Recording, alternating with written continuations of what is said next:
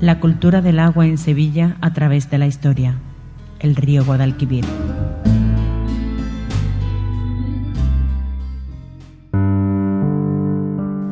El río Guadalquivir recorre la comunidad autónoma de Andalucía de este a oeste. Su nombre deriva del árabe Wadi al-Kabir, río grande, mientras que los romanos lo llamaron Betis y Andalucía Bética. La cuenca del Guadalquivir constituye uno de los 3 grandes dominios geológicos de Andalucía. Su morfología es subtriangular, alargada en la dirección este-noreste, oeste-suroeste. Durante el Mioceno, lo que hoy es el río Guadalquivir era un gran mar terciario por donde el Mediterráneo se comunicaba con el Atlántico. A finales del Mioceno, una serie de movimientos orogénicos hicieron emerger la tierra y lo que era un mar o golfo se convierte en la depresión del Guadalquivir y en una serie de lagunas saladas. Era este lago el denominado Ligustino o de Tartesos, cuyas orillas llegaban hasta Sevilla. Por un proceso de relleno no concluido aún, el lago fue desapareciendo y dando paso a las marismas y a una gran llanura sin relieve por donde el Guadalquivir discurre sin apenas pendiente. El río sigue siendo puerta y puerto de Sevilla. Por su desembocadura penetraron a la ciudad las distintas civilizaciones, entre ellas fenicios, romanos y árabes. Y por su desembocadura han discurrido barcos de todas las épocas, siendo la más importante la del siglo XVI, con el descubrimiento de América y el monopolio de su comercio. Fue el río, con su valor de vía de penetración, el que marcó y señaló el lugar para fundar la ciudad de Sevilla, justamente donde las mareas mueren.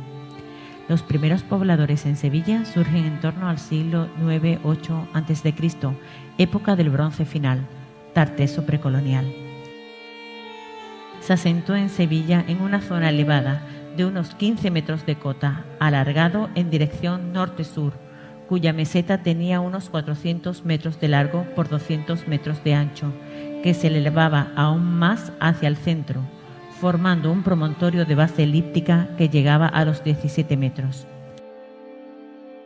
A finales del siglo VIII y durante el 7 y el 6 a.C., el pueblo fenicio penetra por el Guadalquivir y hace presencia en la ciudad atraído por los metales de Sierra Morena. Los fenicios, junto a la población autóctona, formarán la cultura tartésica.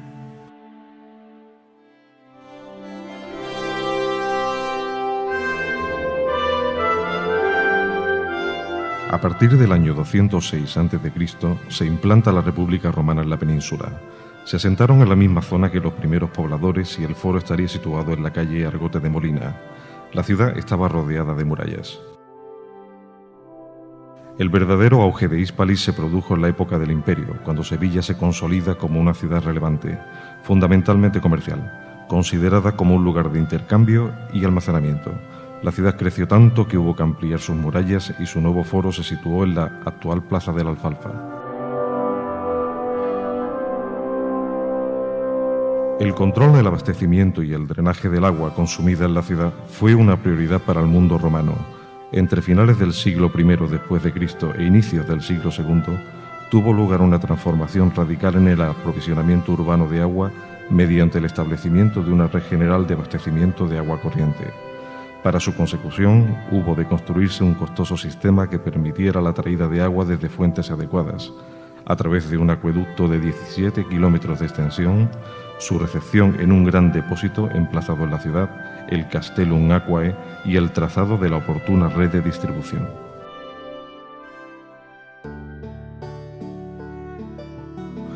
La cisterna abastecía las fuentes públicas, lugares en los cuales se proveía de agua a la mayoría de la población. Seguidamente se distribuía a las termas y demás servicios públicos. Por último, una parte de esta agua era destinada a ciudadanos particulares, bien para su uso doméstico, bien para su empleo en actividades industriales. Ya desde inicios del siglo I después de Cristo, contamos con testimonios arqueológicos que apuntan hacia una red de abastecimiento puntual basada en la captación de agua del freático mediante la ejecución de pozos. Estos se relacionan con ámbitos tanto domésticos como artesanales. Este conjunto de piletas pertenece a una factoría de salazones. La ciudad estaba entonces muy cerca del mar y se pescaban diversas especies, destacando las sardinas y el jurel, que los utilizaban para fabricar el garum, una pasta de pescado sabrosa y fuerte y muy apreciada entre los romanos.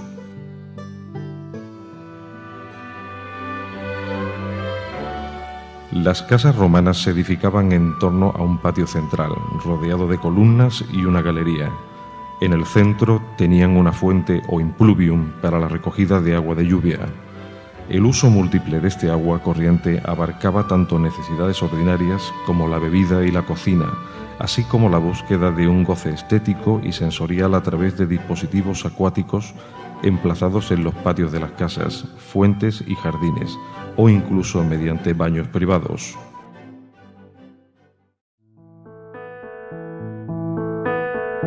Las canalizaciones destinadas al abastecimiento de agua, denominada fistulae aquariae, fueron realizadas en distintos materiales, siendo los dos más comunes el barro y el plomo.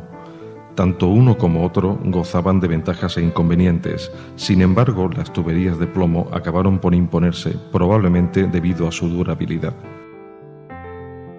Durante el siglo I después de Cristo, las necesidades de drenaje de aguas pluviales y de excedentes de consumo fueron solucionadas mediante un sistema de canalizaciones laterales de reducido tamaño que conducían las aguas sobrantes de cada parcela de forma individual hacia los lugares de evacuación final o hacia una red básica de cloacas de mayor capacidad.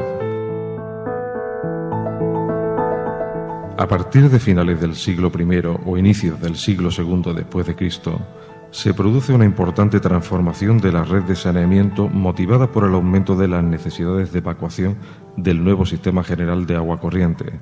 Esta red se compuso de cloacas abovedadas que discurrían por el centro de las vías, de mayores dimensiones y por tanto con una mayor capacidad de evacuación.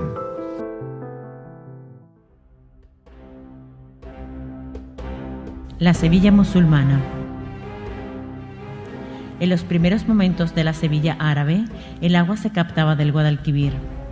Según el Tratado de Ishabtun, a los aguadores se les tenía un lugar reservado para sacar agua del río, donde no llegara el agua salobre, limitado para ellos, donde los animales no puedan meter las patas, ni las mujeres lavar la ropa, ni barqueros pueden estar en la zona.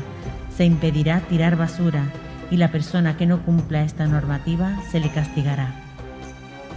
El agua que proporcionaban los aguadores era tomada del Guadalquivir más allá de Alcalá del Río. El califa Abu Yaqub Yusuf en 1172 restauró los caños de Carmona para el abastecimiento de su palacio de verano de la Bujaira y sus huertas. Aprovechándose su restauración, este condujo el agua hasta la ciudad. Aún se conservan restos de los caños de Carmona en el recinto.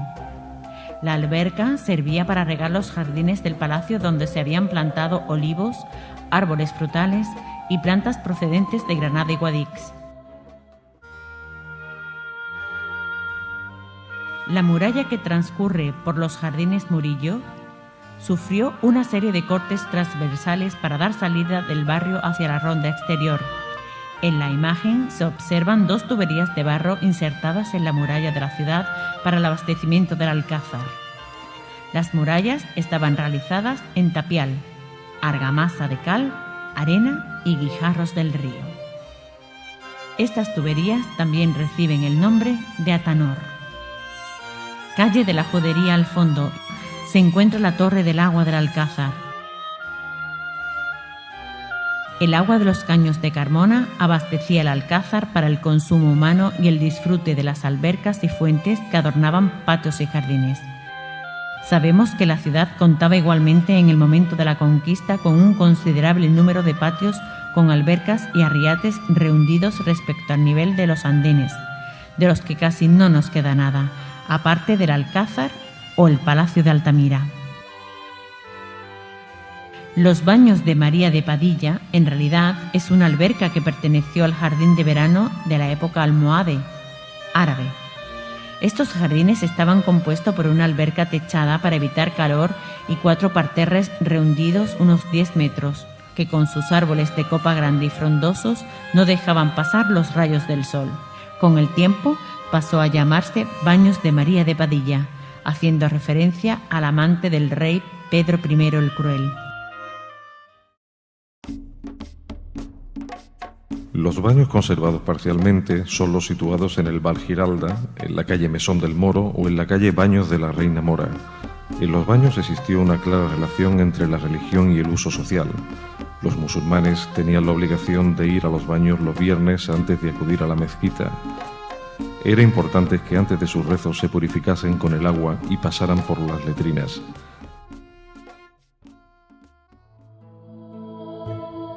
Bajo la solería del patio de los Naranjos se encuentran 11 aljibes que servía para abastecer de agua a las fuentes de abluciones y a la mezquita. Estos aljibes se nutrían de las aguas de lluvia que discurrían por los tejados y eran canalizadas a través de los atanores que llevaban el agua hasta una atarjea también perimetral.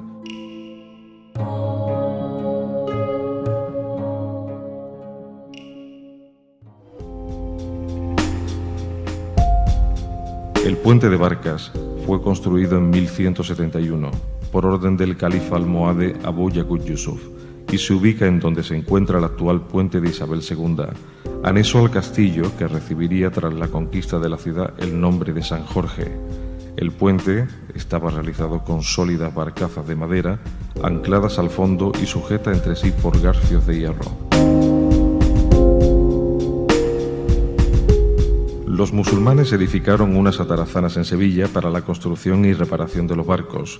Estas estaban situadas donde se encuentran actualmente las que construyó Alfonso X. Tienen 17 naves divididas por arcos y pilares. Su cota estaba a unos 10 metros de profundidad, a la misma altura que el río para facilitar la salida y entrada de los barcos. Era propiedad de la corona y tenía su pequeña iglesia donde hoy se encuentra la Santa Caridad. Hasta el siglo XVI tuvo una gran actividad industrial y a partir de esta fecha llegó su declive, en parte porque el comercio del siglo XVII pasa a Cádiz y cada vez tenemos menos barcos.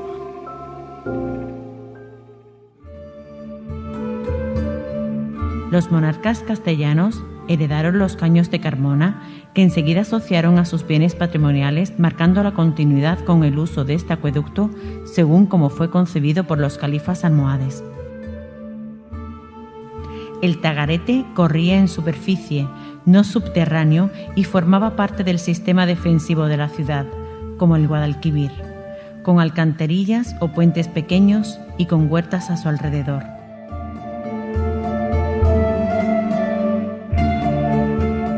Por un privilegio dado por Alfonso X en 1252, conocido como el privilegio de los molinos, el rey se reservaba la propiedad y el uso de toda el agua, pero dejaba en manos de la ciudad su mantenimiento y reparación. Sevilla utilizó para medir el agua la paja del agua. Primero se utilizó la paja de centeno. Junto a ella registramos el uso de legumbres como el garbanzo o la lenteja, con sus equivalentes secos o remojados.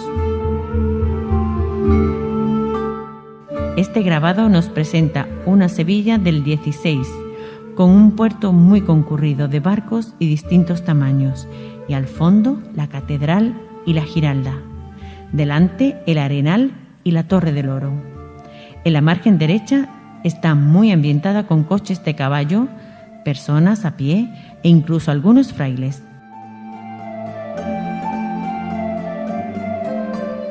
La laguna de la Feria y la laguna de la Pajería era una zona donde se habían quedado restos del antiguo brazo del río y se habían formado 2 lagunas, la de la Feria y la Pajería, llamada la Laguna de la Feria por su proximidad con esta calle. Era un sitio insalubre donde evacuaban las cañerías de las calles colindantes y los malos olores inundaban la zona. La Laguna de la Pajería, actual Plaza de Molviedro y alrededores, se desecó en el siglo XVIII y se reurbanizó en época de Pablo Olavide. Anteriormente se encontraba aquí el compás de la Mancebilla.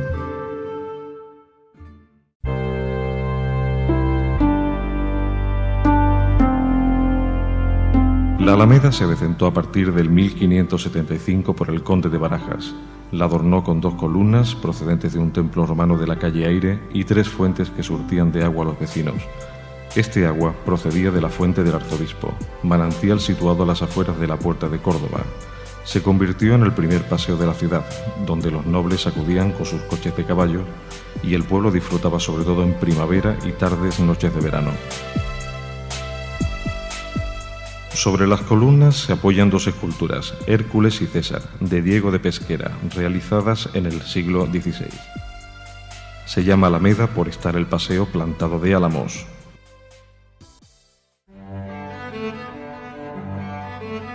Archivo de Indias.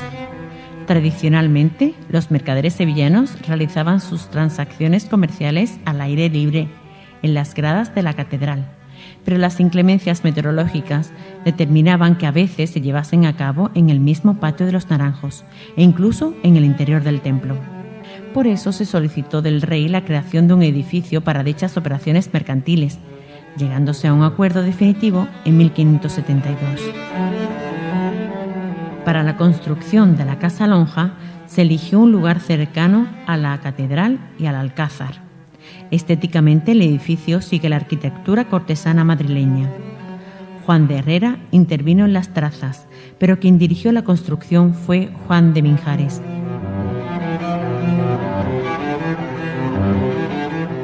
Casa de la Moneda. En 1585 se empezó a construir la Casa de la Moneda cerca de las Atarazanas y quedaba protegido por las murallas de la ciudad por un lado y por un muro propio por el resto. El arquitecto de las obras, Juan de Minjares, lo proyectó desde un principio con un edificio de grandes dimensiones, destinado a la acuñación y venta del metal amonedado y concentrando en su interior talleres, hornos de fundición, almacenes, oficinas de tratos y viviendas para los operarios, oficiales y superintendentes.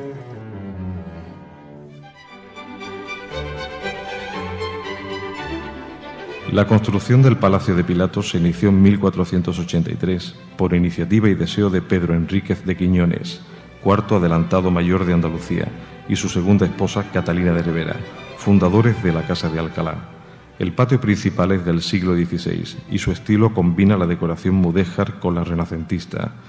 Tanto las fuentes de los palacios como las de los conventos sustituyeron en muchas ocasiones a los pozos, ya que éstas son más estéticas y más ricas en materiales. El agua procedía de los caños de Carmona y se utilizaba tanto para el consumo humano como para el embellecimiento del lugar.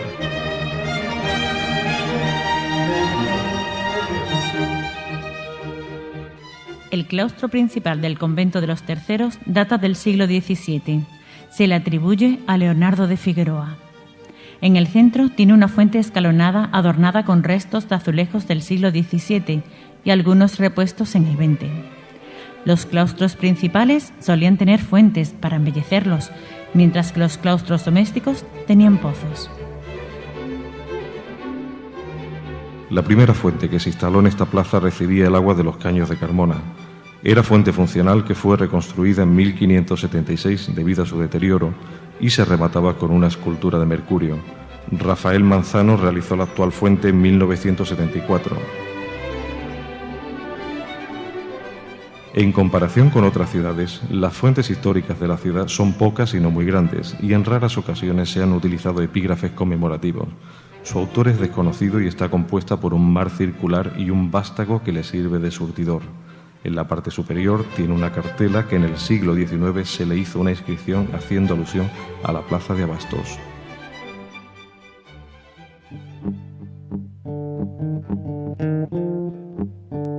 El aguador era la persona que vendía y distribuía el agua entre la población. El aguador era una profesión muy popular en épocas en que no estaba generalizado el suministro de agua corriente. Este oficio se prolongó por 4 siglos, hasta el siglo XX.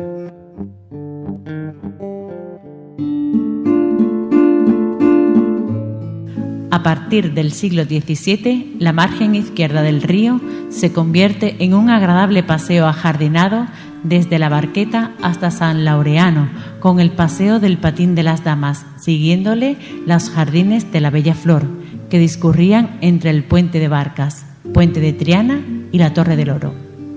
Se hicieron arreglos, se formó una vistosa glorieta adornada con pirámides, fuentes y asientos, y el logro fue comentado y admirado por todos. Se plantaron hileras de álamos hasta la venta de eritaña.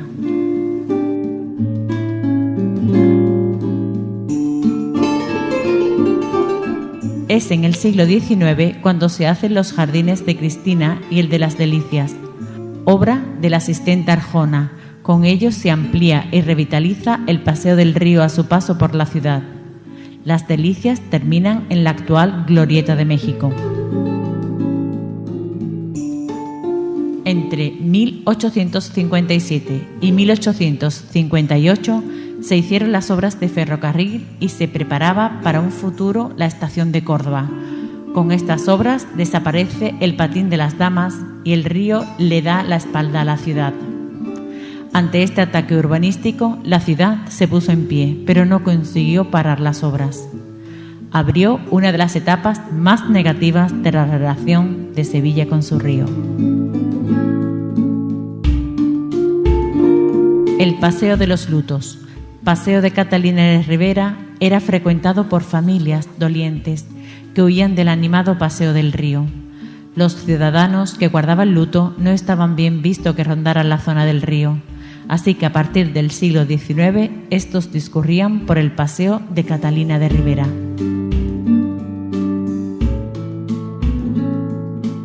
Ante la falta de puentes en la ciudad, la actividad del barquero siguió muy demandada. La figura del barquero y su barca dio origen a la conocida cancioncilla aquella de: Al pasar la barca me dijo el barquero, las niñas bonitas no pagan dinero. Yo no soy bonita ni lo quiero ser, con que mi dinero me lo toma usted. Esas niñas bonitas a las que se refiere la coplilla no son otras que las cigarreras trianeras que cruzaban en barca para ir a la fábrica de tabacos y no tener que dar la vuelta por el puente de Triana.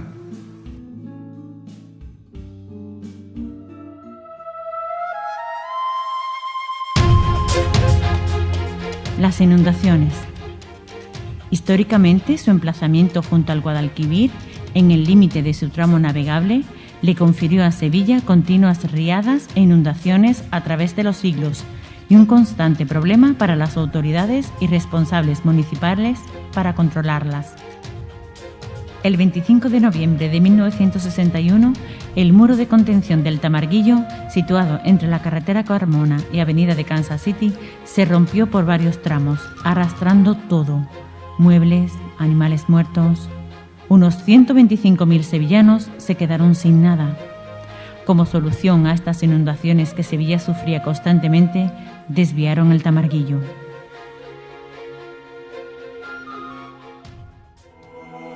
La última quizás de las grandes riadas vividas por esta ciudad, la tremenda inundación del Tamarguillo de 1961. Un acontecimiento que aún recuerdan muchos sevillanos, no tan solo por la espectacular crecida que experimentó el nivel de las aguas, sino también por la terrible desgracia que se cebó sobre la ciudad con aquel accidente provocado por una avioneta que sobrevolaba la llegada de la Operación Clavel.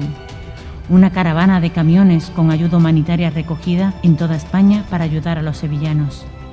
La avioneta, que se desplomó sobre la multitud congregada, provocó más de una docena de muertos y un incontable número de heridos.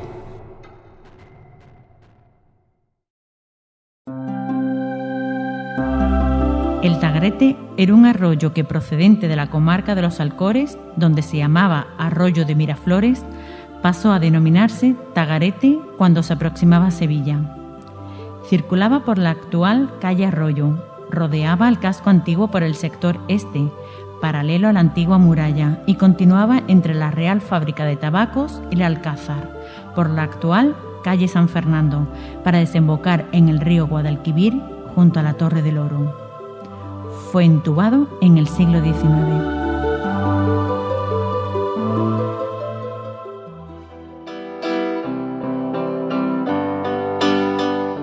Todas las cortas realizadas entre 1795, Merlina, y 1981, La Cartuja, han alterado significativamente el cauce histórico del Guadalquivir y por ello el ecosistema.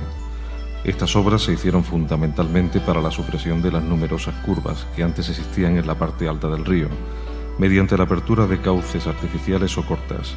Con esto se consiguió acortar la longitud a recorrer por los barcos y se facilitó la navegación al no obligar a las embarcaciones a pasar por trayectos en curva. Entre las cortas destacamos 1926. La corta de Tablada, entre Sevilla y la Punta del Verde, tiene una longitud de 6 kilómetros y en ella están enclavados los muelles actuales y las instalaciones del puerto. Con ella desaparece el meandro de los Gordales. Tras la corta de Chapina, construida años después, esta zona se convirtió en una dársena que quedó fuera del cauce vivo del Guadalquivir. La corta de Tablada tuvo una gran importancia, ya que se creó un nuevo puerto con 800 metros de longitud y el puente basculante de Alfonso XIII. Esto hizo que la mayor parte del tráfico marítimo de la capital se organizara en los nuevos muelles, de mejores características, alejándolos así del Paseo Colón y permitiendo el embellecimiento de este lugar.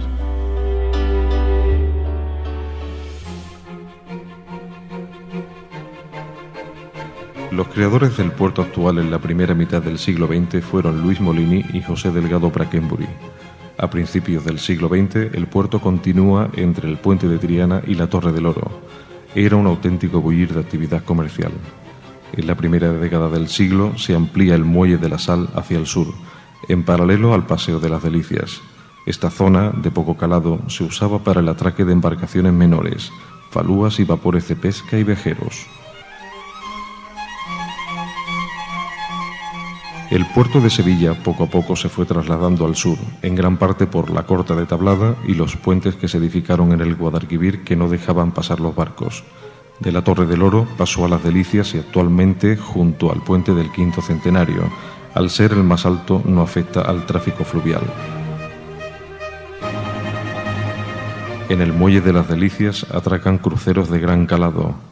Hasta mediados del siglo XX se utilizó sobre todo para transporte de mercancías, aunque desde los años 80 del siglo XX se destinó a pasajeros. Muelle de Nueva York. Situado en la margen izquierda del Guadalquivir, entre los puentes de San Telmo y el de los Remedios. Este muelle se construye en el año 1905 y se le denomina Muelle de Nueva York porque desde él salían las líneas que partían hacia Estados Unidos. El muelle de la Sal de Sevilla estuvo ubicado a los pies de la cabecera del puente de Isabel II, en la margen ribereña de Sevilla. Se utilizaba para la descarga de la sal que, en Candrayes, llegaba desde las Salinas Gaditanas.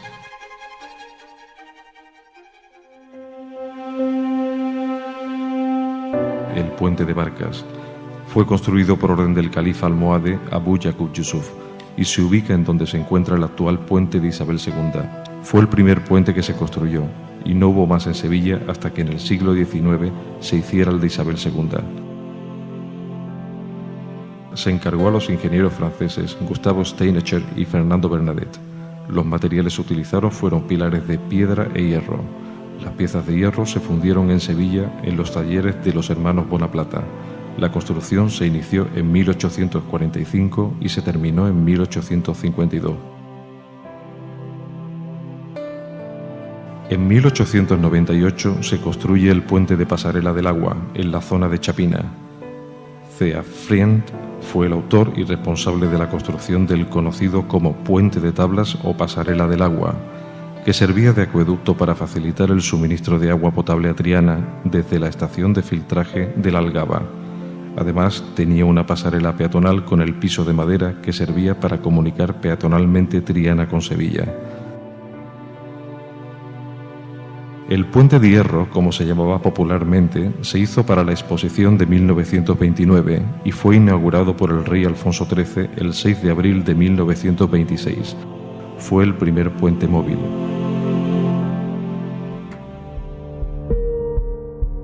El puente, que debe su nombre al Palacio de San Telmo por encontrarse al lado del mismo, inicia la construcción en 1925 y se inaugura el 13 de agosto de 1931.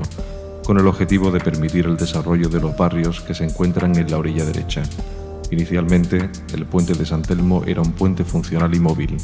En 1968, cuando la zona portuaria fue desplazada hacia el sur río abajo, la parte central del puente fue transformada en fija. En 1956 se inician los estudios para su construcción y las obras del puente se terminan en 1968. A finales de los años 50 y en los años 60, Sevilla sufrió un importante crecimiento de población, lo que hizo que a su vez el tamaño de la ciudad también creciera de tal modo que surgió la necesidad de crear nuevas vías de entrada a la misma. Puentes realizados para la exposición de 1992, el del Cristo de la Expiración, Pasarela, Barqueta y Alamillo.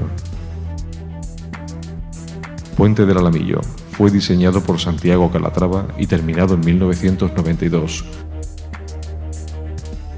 Puente de la Barqueta conecta el casco histórico de Sevilla con el Parque Tecnológico. Diseñado como un puente colgante de un solo ojo por Juan José Arenas de Pablo y Marco Jesús Pantaleón Prieto, ambos ingenieros, construido entre 1989 y 1992 para permitir el acceso al recinto de la Expo 92. Puente de la Pasarela fue diseñado por Fritz Leonhardt y Luis Viñuela Rueda y construido en 1991 en el contexto de la Exposición Universal de 1992. Puente del Cristo de la Expiración, diseñado por José Luis Manzanares Japón, inspirado en el puente Alejandro III de París.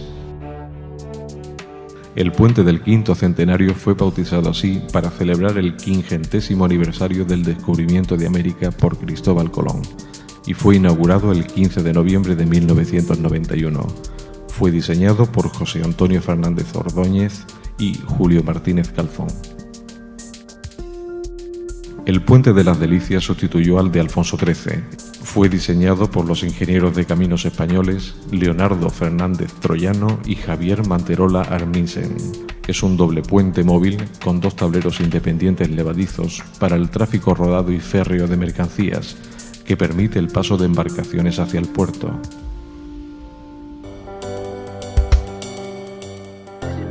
El ocio en el Guadalquivir siempre ha estado presente, desde la pesca, el remo, los baños, los paseos, la cucaña e incluso la bicicleta flotante. Las playas de María Trifulca, porque realmente eran dos, una a cada lado de las orillas, estaban en una zona conocida por la Punta del Verde, para que se me sitúen rápidamente donde hoy se asientan los pilares del puente del quinto centenario. Eran playas de verdad, pero ribereñas, de unos 200 metros, pues tenía su zona de arena y barro que facilitaba el acceso al agua.